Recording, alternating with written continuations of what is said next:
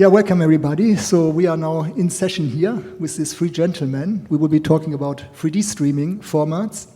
So first, let me shortly introduce our three speakers here for the discussion. And keep in mind, we will first have a couple of topics we will discuss, but after halftime, basically you can join the discussion. And of course, just note down if you have any questions. So there will be sufficient time. We have around 1 hour. So there should be sufficient time for our discussion here, yeah. So right of myself, we see here Eric Kurland. So I think most of you know him. So apart from basically doing a lot of technical support at the moment, he's mostly known as here that he has a 3D museum, so CubicSpace in LA. So already a couple of years. So he's an expert, especially 3D technology, but he has also a background in terms of 3D production. So I think, for example, The Simpsons was something you were working on. So he's really an expert, and he has a lot of historical artifacts. So sadly, I did not see them during the demo session, but I know that you had I heard from other people that you had a great session yesterday. So yeah, and if you are interested in this topic, just talk to him. So yeah, he has a lot of knowledge in this. So this is Eric. So then Nicolas Routhier. So he just gave a talk. I think most of the faces I saw here before. So you heard the talk. So he is very knowledgeable in the field of 3D, also 3D production. So CubicSpace is his current company, but he has already 1-2 other startups already. So we will also discuss a little bit more about his background later on. And then we have Andrew Woods, who I think everybody knows here in the room. So he is our senior in our conference committee, the guiding light. So he's from Curtin University. And I think what I always say is very exciting about his career. So apart from being associate professor, he's leading basically one of the leading visualization labs in the world, and this since many years. So I saw a couple of labs in my career collapse because it's always a funding issue and careers are changing, right? But yeah, so, and it's a quite large one. So you probably saw, if you saw his presentations, it's amazing. So yeah, so if you want to see more of that, you have to go to Perth. Great. So let's start the discussion. So my name is Bjorn Sommer, so I'm from the Royal College of Art. Here I'm very unimportant, but I'm basically the moderator today. So probably let's first start to look a little bit into the history, right? So the main topic is, of course, 3D streaming. What is the future of this? But so what do you think, and probably Eric, you want to probably start with this from a historical perspective, what failed in terms of 3D streaming so far? So why does not everybody now at this stage have 3D streaming available at home? Well, you know, back during sort of the feeding frenzy of 2012, when every consumer electronics company was putting out some kind of 3D TV, 3D Blu-ray players, consumer electronics show, everything was all about 3D displays. There were a number of 3D streaming options. Netflix had very briefly, a 3D streaming option. Actually, the largest aggregator of streaming 3D content was, and actually probably still is, YouTube, because of all of the uploaded videos that people have done now for over a decade. But there really hasn't, I guess there's the Voodoo video rental streaming service still has 3D available. The PlayStation 3 was also a 3D Blu-ray player and offered 3D streaming services. So there have been precedents for it. But the options now are rather slim. I think after 2016, when 3D TVs went out of production, there really hasn't been any kind of push to have a 3D streaming standard or format. And I think part of the problem has always been, how do you stream the content for the people who have a 3D TV, but also have people who don't have a 3D TV be able to watch that? I should probably also pass the mic down for other opinions. All right, so that's a good question. Yeah, lack of devices. If you had tons of devices out there that people could use to stream and watch, then yes, there would be an appetite. There would be a business case for this.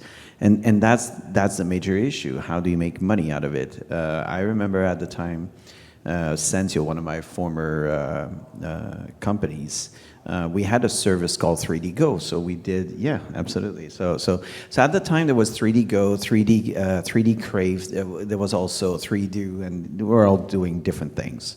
But at 3D Go, we said, we're going to go for content that people care about, and we went for studio content, and it cost us a fortune. It was insanely expensive to secure the rights, and you had to do it regionally, right? So there was not a critical mass of people that were there. And to be quite honest, I mean, I'm tackling probably on a subject for later, but one of the issues was recurrence. So we had 150 titles. It was pretty good, actually. It was one of the largest collection. But then, you would get 1 or 2 titles a month. How do you get people excited about 1 or 2 new titles a month? How do you keep them engaged? And that's a problem. And it's a problem that I foresee for Apple's effort right now. Is like, if you don't get a constant pipeline of new content, people are used today to getting tons and tons of content. So if it doesn't ask more of the companies to actually just, you can also watch 3D if you want to, and it doesn't ask too much, then you will see a lot of services probably embracing that just to try it. But the model of studios is they don't leave any money on the table, and so if you want the 3D rights, you're going to pay for it, and then people are going to ask the question, okay, so how much money can I make out of it? How many new subscribers? How many? So today, I think that the reason why you don't have that many 3D streaming services is there's not a critical mass of people out there. And the other one is that the ones that are out there, they're aware that they can go away, so they prefer to collect. So there's a very strong community of people that are buying 3D Blu-rays and looking for that antique one or that exotic one from Denmark that's subtitled in Japanese, but that one I can have, right? So you see that there's a community that's out there, but that's pretty much it. Thanks. So, I mean, there's obviously a lot of different aspects to cover here. One of the other things I wanted to mention is that I run in my spare time, I run a website called 3D Movie List, which lists 3D movies and also sources or availability of Blu-ray 3D discs. Not quite the specialised Japanese title that's only available in Ukrainian or whatever. But it's mainly for mainstream titles. It only lists, partly my sanity, only lists content that has been exhibited in theatres.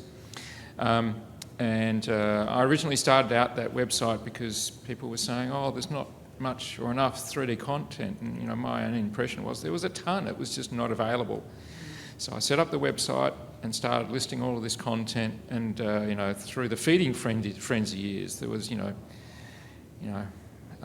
so many titles becoming available, it was hard to keep up, and it's still hard to keep up, only because I don't touch it too often. But it is the case that there are lots of Blu-ray 3D discs that have been released, but the supply of those has been gradually declining and gradually slowing.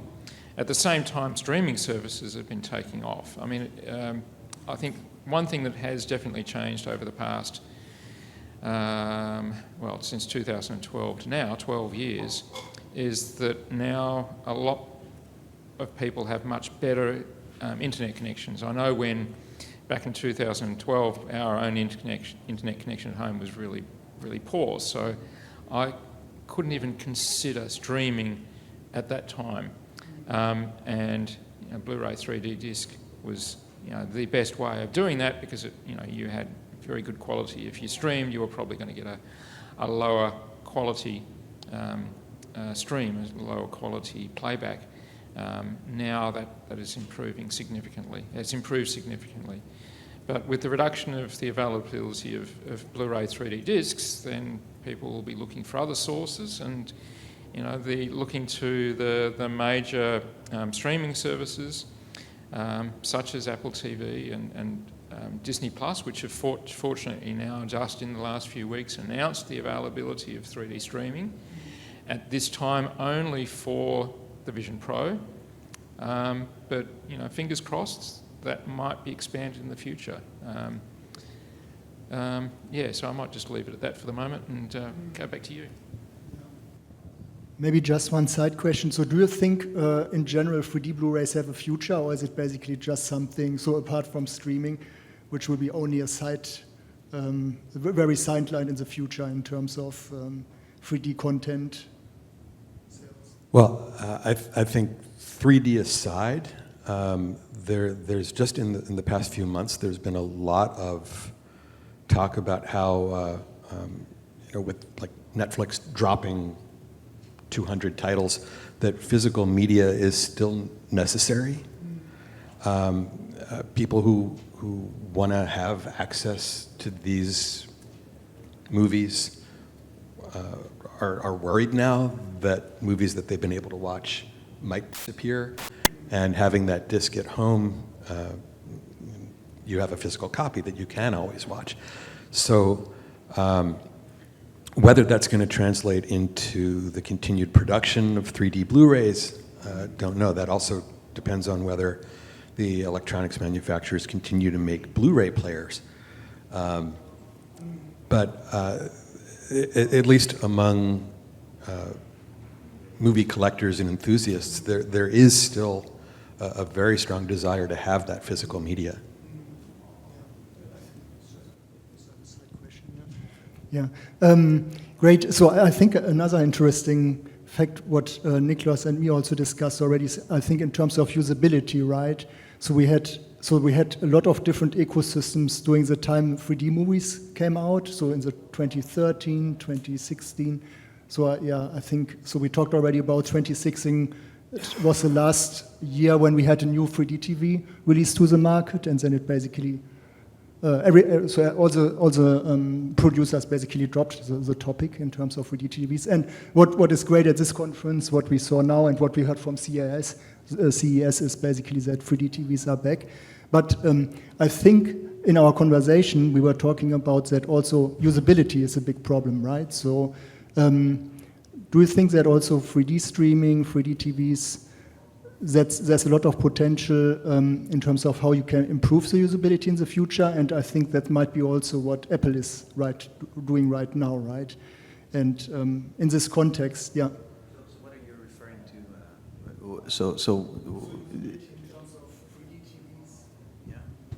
Usability in terms of 3D TVs, 3D Blu-ray players, how you have to connect them, for example.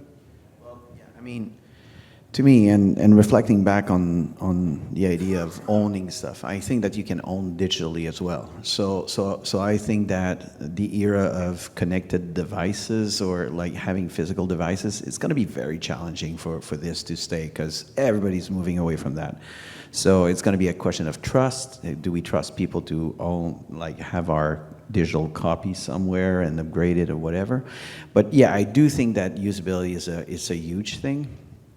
I mean, you need to make it as user-friendly as possible. You need to make it so seamless, so easy that, because 3D has always been fighting 2D in a certain sense. Because 2D makes a lot of advances and 3D always brings in a compromise. So you want to get 3D, yeah, but you need to buy another stuff, like another device. Oh, you want 3D? Yeah, well, we cut on resolution. Okay, even with 3D gaming, it's the same thing. If you do 3D gaming, well, you will have less anti-aliasing, you will have less resolution, less frame rates or whatever, because you basically do double the job, right? So why not use all that to put it on 2D, and it's going to do the job. So I think that usability is a huge, huge, huge topic. I think that today, with the kind of bandwidth that we have, even with now with 5G, 6G that is already being promoted at this time for mobile devices, but also for streaming and the kind of connection that we got at home, I think that it's going to make it a lot easier for people to have quick access. And if we're able to bring in, like with the efforts like Apple to do spatial video, I think that if you democratize 3D capturing, then you can really think of 3D TV. I mean, I think that was the largest mistake that the industry did at the time. Called them 3D TVs. They should have called them 3D home theaters.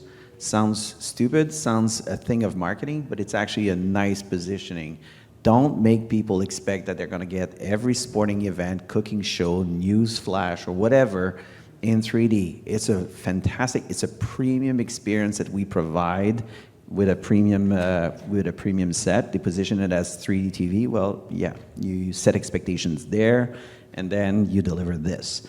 And I think that this could change with new devices that are coming up for the consumer market. And then if you can get YouTubers and TikTokers and whatever start producing 3D content, I think that, yeah, then you will see the resurgence happening, and this is going to become far more common.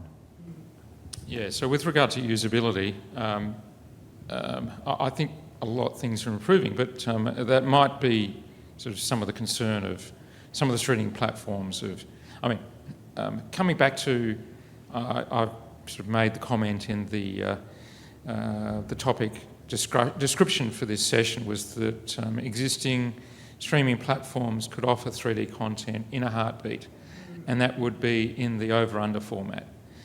The dilemma there is that someone without a 3D TV would accidentally play this version, and they say, oh, well, they'd ring up the streaming service and say, oh, why is it top half and why does it not look right?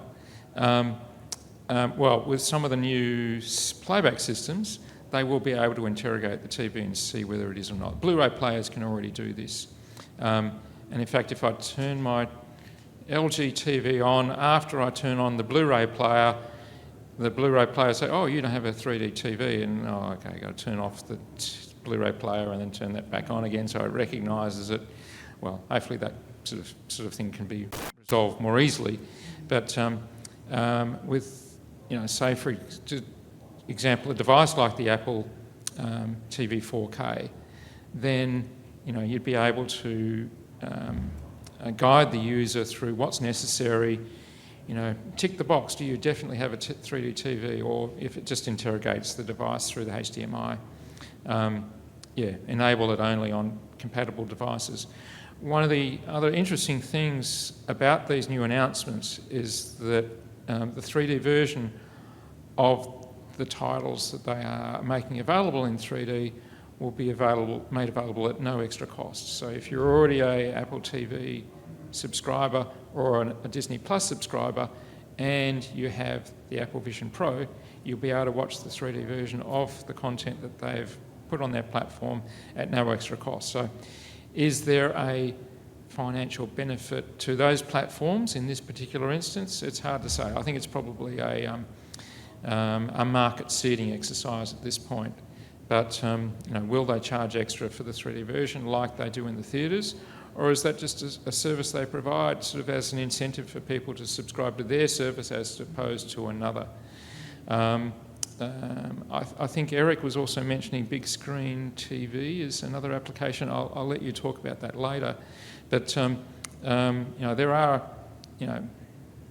there are hundreds and hundreds of titles available that could be made available through these platforms, and we are seeing some interesting releases in the Blu-ray 3D market at the moment in terms of the heritage or golden age content. A lot of older 3D movies are being released through, I think Kino Lorber is one of the main ones that's been working with 3D Film Archive. Thank you, Eric. And sort of repurposing and repairing some of these old content. And as far as I can tell, they keep on releasing them, so they must be profitable. So, there is a market. Whether it's big enough for many of these different, the bigger companies to be bothered about it is an open question. And I guess time will tell to a certain extent. Yeah, I can speak to that because I've been involved in some of the 3D film archive projects. At the studio level, the home video divisions usually need at least 20,000, 25,000 units to justify doing a physical media release. Typically, a 3D Blu-ray release has a sell-through of about 3,500 to 5,000 units. So the studios don't see that as a profitable business to be in. But the smaller distributors, Kino Lorber, Classic Flicks, and so on, their business models are doing shorter runs for the collector's market. So they're more willing to release these catalog titles. And that's why we do see these classic movies. And there's another, I believe, 5 or 6 that are in restoration right now, coming out later this year. Now, to what you were saying about the Apple Vision Pro, being that I'm in Los Angeles and I do have a lot of contact with the studios and production companies there, I have had some very interesting conversations just over the last 2 weeks, and I'm actually not allowed to really say with whom at this point, but I know of, on the tail of the Disney Plus announcement, another very large streaming service has struck a deal,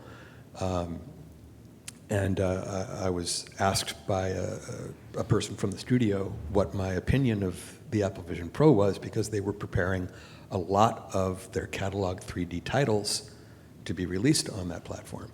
I also know of several production companies that are gearing up for native 3D shooting for new material for the Apple Vision Pro. So there, to what you were saying, there actually is going to be, right out of the gate, hundreds of titles available, and quite a lot in the pipeline for the next year. One person was telling me the whole landscape for 3D production is changing by the time we get to this summer. One last comment on usability, and it goes back to formats and standards. So now Apple is releasing an HEVC multi-view format, but then again, you know, you're with the Apple Vision Pro, and they did good. They sold 180,000 headsets in 15 minutes. Pretty darn impressive, right? Almost $1 billion in business overnight. Still 180,000 people, all right? Out of 8 billion people on the planet. It's still a very, very small number, and still not a lot of devices. And if you don't open up, it's going to be difficult. I know that you've shown all these papers and about using standard HEVC. And well, the reality is we're using standard HEVC multi-view decoders, and they're not compatible. We're not able to decode the standard Apple stream. So they make it very hard for other people. So therefore, you're stuck. It reminds me of the day when they released the first, Panasonic released their 3D TVs, and they bundled it with Avatar. What a deep move. That was ridiculous, because you're taking that one title that can launch an industry and you tie it up to a single display device. Yeah, maybe it helps sell one TV for a couple of months, but you're destroying an industry. So I think that opening up standards, making sure that everybody, like intercompatibility, cross-platform, making sure that it's open to everyone, it's going to benefit everyone. And stop that. There's a mentality in 3D of everybody wants to like protect its own little territory, but you have to be more open if you want this to be successful in the long run. Yeah, thanks a lot for that. So yeah. So do you have the feelings, or do you have the hopes that in the future Apple might open this market then in terms of standards, so that other production companies might be able to adopt that? Well, Andrew had just mentioned big screen. There's it's an independent application that runs on a number of VR platforms that simulates a cinema. So you're sitting in a movie theater. The theater's populated with, I believe, up to 12 people who can all share viewing the same content on a virtual 40-foot cinema screen that is 3D capable. And actually through COVID lockdown, when people were isolated, this was a way to get together and actually watch movies. One of the things that Big Screen did, they made the app free, and they set up a streaming rental service where you could watch 3D movies. Interestingly, a month or two ago, the Big Screen 3D streaming service, that room disappeared. And Big Screen put out an announcement that we're sorry, we're not able to offer it at this time. We hope to be able to bring it back sometime soon. I haven't really seen any press about why that happened, but with the subsequent announcements about the Apple Vision Pro and the deals that they're making with studios, I wouldn't be surprised if there's a connection. I'm hoping that they're able to come up with some kind of licensing so that this app that is platform independent can continue to offer a lot of these streaming titles, and maybe even open it up if Big Screen was able to strike a deal with Disney Plus and so on, to have a Disney Plus room within Big Screen where you could meet up with friends to watch the same thing. I'd love to see that happen. I don't know if it will. It obviously takes a lot of work to get the big names into the 3D market, like Disney Plus and Apple TV. So, hopefully, the work that they're doing to get these platforms sort of up to speed, etc., and perhaps some exclusivity for a time is necessary for that to happen. But hopefully, the market will open up and make it more accessible in the longer term. But I guess time will tell. The marketers will market.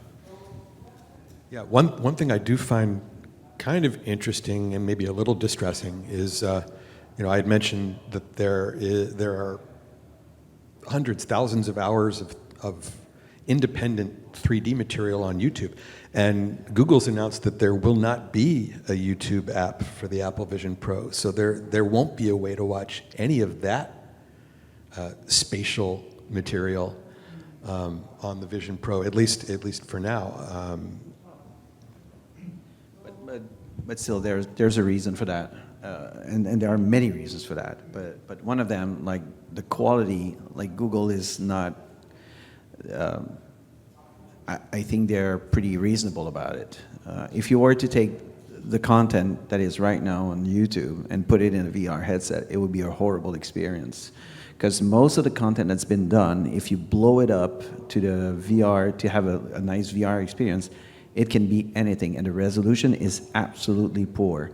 So basically what you end up doing is you end up, probably fighting at a disadvantage on a certain platform, because Google hasn't done any kind of screening on what's on YouTube. Of course, anything can go on YouTube, and some of it is excellent, but some of it is really, really bad. And when you try to put it, like blow it up, it becomes unwatchable.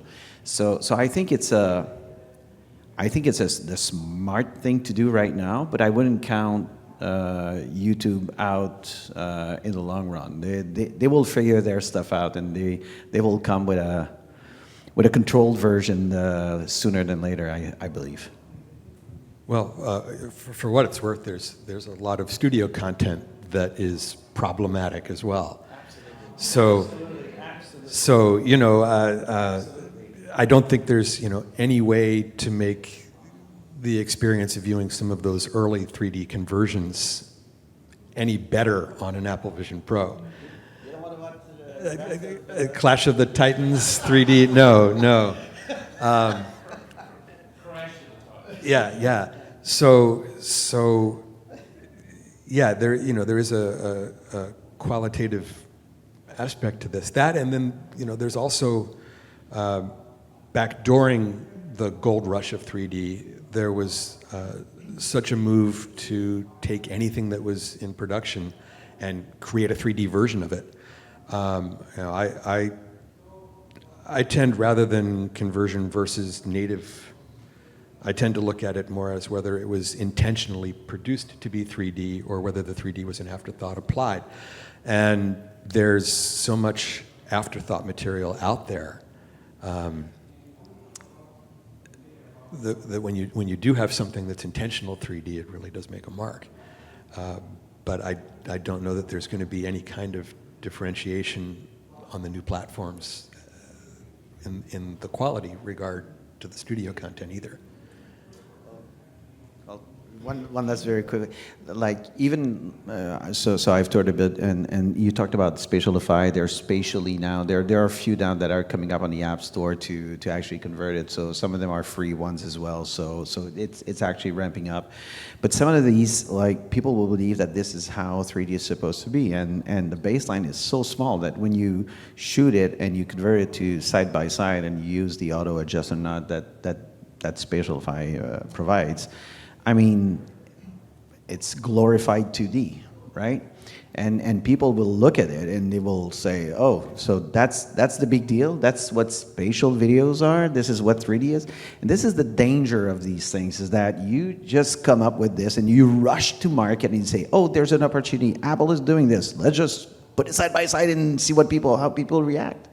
And you're gonna create the same kind of, once again, excite people, set expectations level there, deliver that, and then you end up in the same place. So I think that controlling the environment, controlling the experience, making sure that you provide something that adds value and that people really care about, I think that's gonna be the landmark of success, and I think it's gonna take some time to get it all right across the board.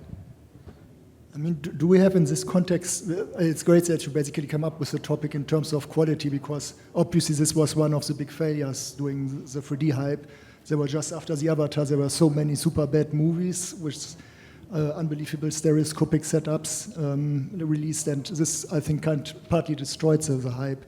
Do we have any idea how Apple is curating basically the materials they will make available in their store for their devices?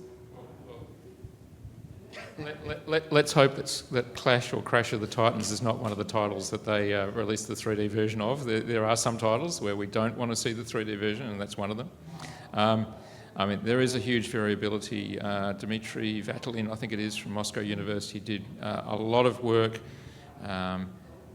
processing and analysing the 3D quality of lots of different titles, and it was hugely variable. Looking at the 3D movies from the 1950s and the 1980s, when there was no digital part in the production process, it was all analogue.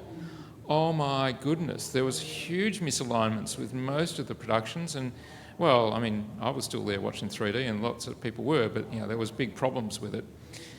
With some of with the new, releases, they are taking the opportunity to correct those alignment errors in the format. I mean, obviously, some shots are irreparable sometimes, like a stereo card. But there's a lot that can even be done to fix up or repair a content that was released. Whether they'll go to that extent or just release it as is hard to say, but it would not surprise me if they picked the cream of the crop initially. But there are so many good titles to choose from, and despite that, there will be some titles they can't access. And I've mentioned before that one of the most memorable and best experiences I've seen in a 3D theatre was U2 3D. I saw it at an IMAX theatre, and that was phenomenal. Just blew the socks off kind of material. It's never been available on Blu-ray 3D, and oh boy, it would be great to see that again. I can talk to two of those things that you were just. First off, with regards to the U2 film, yes, that was one of the greatest experiences. It was the U2 3D film that inspired Wim Wenders to use 3D to make Pina. And seeing that in 3D on an IMAX screen was a sublime experience. I have it under good authority that Apple actually rejected it for quality. because it was captured at 1080. So it looks like Apple is looking at the capture of the material and taking that into consideration as to whether they want to stream it in their 4K per eye system. To also talk to quality control, another platform that we haven't mentioned yet that now defunct was Nintendo's 3DS streaming service. The 3DS was a pocket device, internet connected, and Nintendo had a channel that was constantly creating new content and streaming movies and so on. And initially, they received a number of complaints about things that were misaligned, things that were inverted. And I know this firsthand because I subcontracted to Nintendo for 2 years to review their material and do corrections to it before they distributed it. I'm hoping then that Apple has some kind of program in check to actually do a QC pass on anything before they release it publicly. And you're available. I am available if anyone from Apple's interested. Yes. Well, and one of the big issues with quality control is how do you define quality? Now that has been a big subject, and there are some papers, and I would encourage this group to work even more on this, because creating, that 3D is different based on IPD, on the size of the screen, on the distance to the screen, on so many different items that change the way it's experienced. So how do we define, this is good quality 3D? I mean, right now, and I don't want to be too, I don't know how to say it, but I mean, it's basically 3D that was popular and had good reviews in the theaters. That's good 3D. So right now it's pretty much the standard. It's like quality 3D is 3D that people didn't complain too much about when they were in the theaters. We need more. We need better. We need to have standards. We need to have metrics. We need to have some clearly defined parameters that will enable us to say that passes the test, that doesn't pass the test. And right now I think it's lacking, and it's something that will help us, because we all have our opinion on, I mean, some people go for the artistry of 3D, some people go for the experience, for the depth, for the comfort, but I mean, we'll need to define that a little bit better if we want to do QC control, in my opinion. I will say this. I think one of the biggest audience complaints about theatrical 3D had nothing to do with the quality of the stereo, but had everything to do with the quality of the projection. Everyone always complained that 3D was too dark. And with a head-mounted device, you don't have that issue. I've also seen some very excellent polarized 3D LED screens that potentially are the future of 3D in theaters that are brighter than any projection I've seen. So I think actually there's a lot of issue with the presentation that can make something that was produced perfectly still not quite look right, and I'm hoping these new platforms get over that hump. Yeah, I mean, for sure. I mean, they provide, like the headsets, they provide like an incredible experience. They provide they solve a lot of issues, and it's a personalized experience, so it's even better. I mean, it's a controlled environment. It solves a lot of issues that you have in theaters, that's for sure. But you look at Avatar too, and everybody like Avatar and James Cameron. I love Jim and I love his work, but at the end of the day, there are shots when you analyze them, they're divergent. Like you look at the screen and your eyes are doing this. It's impossible. It's no, but but I mean the shot is wrong. It's hurtful for the eyes. Fortunately, it doesn't last long. But still, these shots exist. They are in there. If you blow it up, if you do it in different ways, then it's going to be terrible. If you present it to a kid, the kid's going to complain, right? So the thing is, these things exist. We know that factually, it's not good for you. It's tiresome. It hurts your eyes. but they're out there, and even the best of the best is probably doing it right now. So, yeah, I think that making sure that we have ways to control that is going to be extremely important in the future. Yeah, great. Thanks a lot. So we have halftime. I have a lot of more questions, but before I continue, anybody here has a burning question you want to discuss?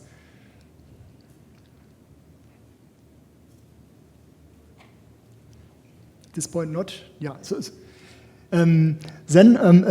I think what was quite interesting, I mean, what was really great also in the Imaging for XR session, we had a lot of really interesting talks. So one was actually about this 3D conversion of sport content. Did everybody of you saw the demo yesterday? So it was basically the sport event. Do you think that something like this could be also the future in terms of 3D streaming services? Well, so you're talking about the basketball game, right? The tabletop basketball game. Yeah. I didn't see it here, but I saw it at CES. It's quite impressive. I think it opens up a lot of possibilities because what I liked in the talk is the cross-platform vision that they have about it. So you can take any two cameras and you can actually do a virtual 3D production, or you can do volumetric, or you can do, there's a lot of different things that you can do with that, and I think it's interesting. Now, it's still like far from a perfect solution. If you look at the quality, the resolution, etc., there's still a lot of work to be done for this to be open. But I like the idea. Personally, I think. I don't know if you guys want to.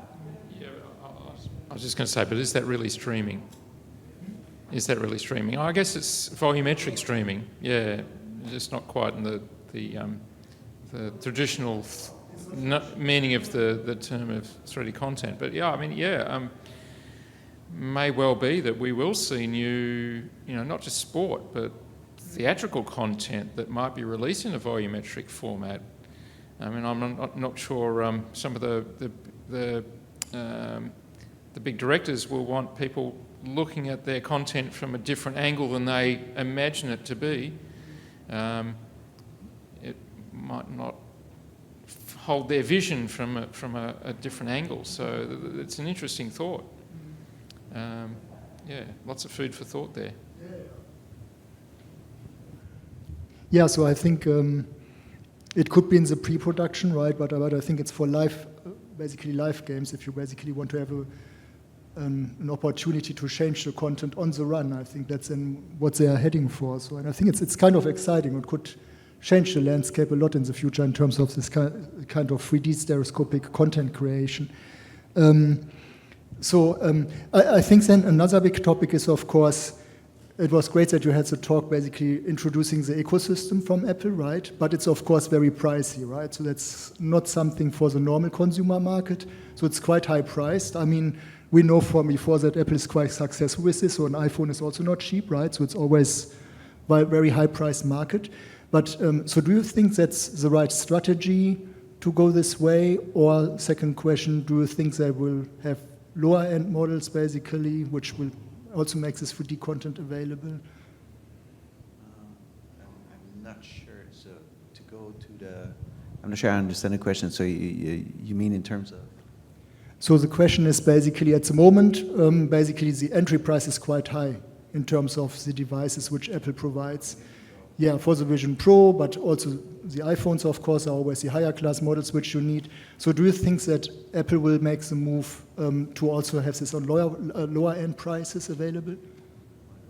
I expect they will. I think Apple knows, through all of their product launches through the years, that they have a dedicated high-end Apple user out there who will buy their latest device at the price point that they set it at, and the pre-sale shows that. This is the Apple Vision Pro, the Apple Vision non-Pro model. Will it be announced in time for Christmas 2024? Well, we'll see. But yeah, get all of the Apple influencers talking about it early in the year so that when you do have a more consumer-directed version, there's already enough positive buzz out there that the non-dedicated person would still be saying, well, maybe I need to look at this Apple product. Yeah, I think that the price point and what they're doing is a fantastic opportunity, and it's a once-in-a-generation opportunity because it sets the golden standard. Okay, so what usually happens with 3D? 3D comes back, and then, I mean, it's been going on since 1850. So there's nothing new here. This has been going on time and time again. Stereoscope, ViewMaster, whatever. I mean, it's always coming back. It refuses to die. So people say it doesn't catch up. I say no. It refuses to die. So one of the way of looking at this is that every time somebody launches a product, right? What happens next?